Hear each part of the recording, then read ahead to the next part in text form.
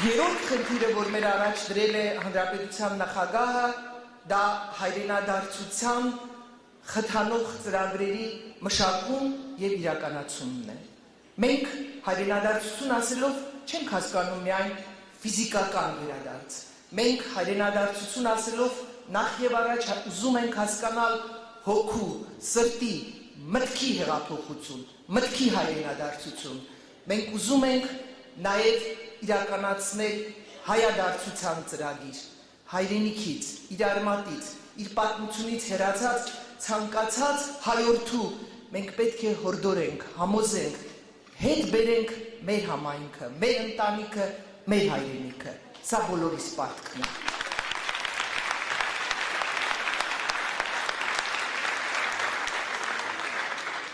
Սիրելի ներկաներ,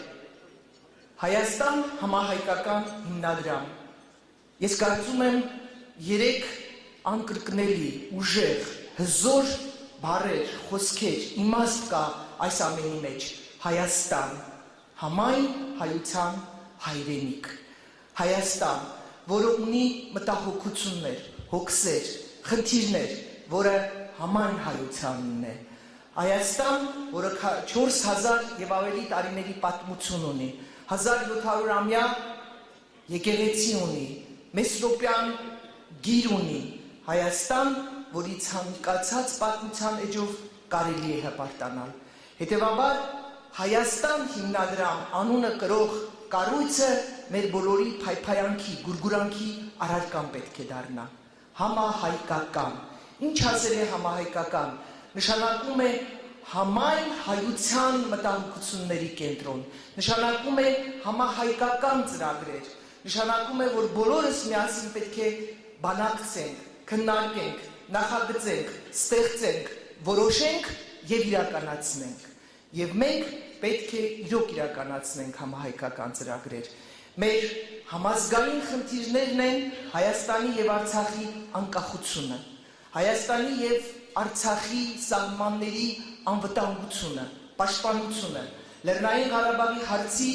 խաղաղ կարգավորումը, ցեղասպանության ճանաչման արդարացի լուծումը, մայրենիի պահպանումը, սփյուռքի ուծացման դեմ պայքարը եւ մեր հավատքը։ Սրանք համազգային, համահայկական ծրագրեր են, որոնք պետք է իրականացնենք միասին, ազգովի, եւ մեր նշանաբանն է լինենք միասին մնալով տարբեր։ Եվ վերջապես հիմնադրամ։ Ինչ ասել է հիմնադրամ։ Հիմնադրամ տեղ, որտեղ հավաքում ենք գումարներ, որպեսզի իրականացնենք ծրագրեր, որտեղ կատարում ենք նվիրատվություններ։ Հիմնադրամ, որը արդեն կայացել է, արդեն հզորացել է։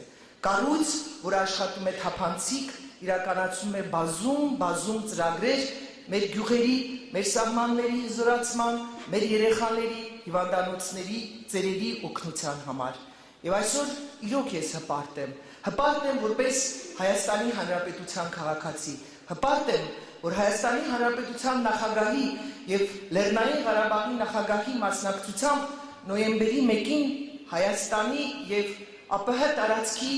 մեր կայացած բիզնեսմենները իրոք $30 միլիոն նվիրեցին Հայաստան հիմնադրամին։ Սա ոչ թե նյութականի մասին է խոսքը, ինձ համար էականը այն է, որ իրոք Հայաստանը առաջընթաց է ապրում, որ իրոք մեր տնտեսությունը զարգանում է, որ իրոք մենք երկնիշ թվերով առաջ ենք անցնում մեր հարևաններից, որ իրոք մեր բյուջեն հասնում է 1 տրիլիոն դրամի։ Եվ այս պայմաններում մեր բիզնեսմենները վաստակելով արդեն սովորում են նաև տալ, նվիրել եւ բարեգործություն անել։ Սա ամենամեծ բարիքն է, որ կատարվում է մեզ մոտ։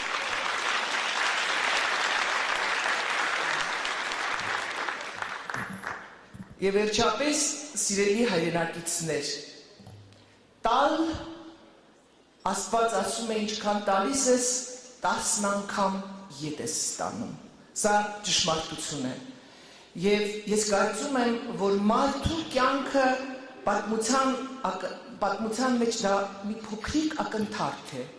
Երբ մարդ իրեն նվիրում է իր երկրին, իր հայրենիքին, նրա կյանքը շարունակական է դառնում, նրա կյանքը հավերժ է դառնում։ Եվ այդ առումով ես ուզում եմ շնորհակալ լինել բոլոր բարերարներից, բոլոր նվիրատուներից, բոլոր հայրենիքներից, ովքեր իրենց կյանքը նվիրել են Հայաստան աշխարհին, Արցախ աշխարհին։ Շնորհակալություն ձեզ։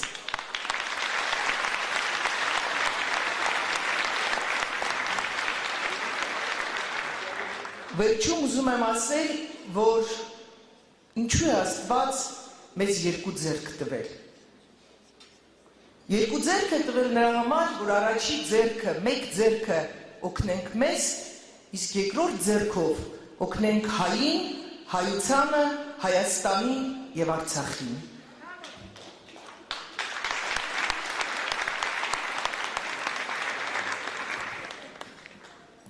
Մենք հավատացյալ ժողովուրդ ենք, հավատացյալ մարդը, հավատք ունեցողը միայն կարող է լավագույն գործեր անել, հավատ ունեցող մարդը միայն կարող է հույս ունենալ, հույս ունեցող մարդն է, որ կարող է սիրել շրջապատը, ընտանիքը, ազգը, հայրենիքը, եւ ես ուզում եմ ավարտել խոսքս բանաստեղծի հետեւյալ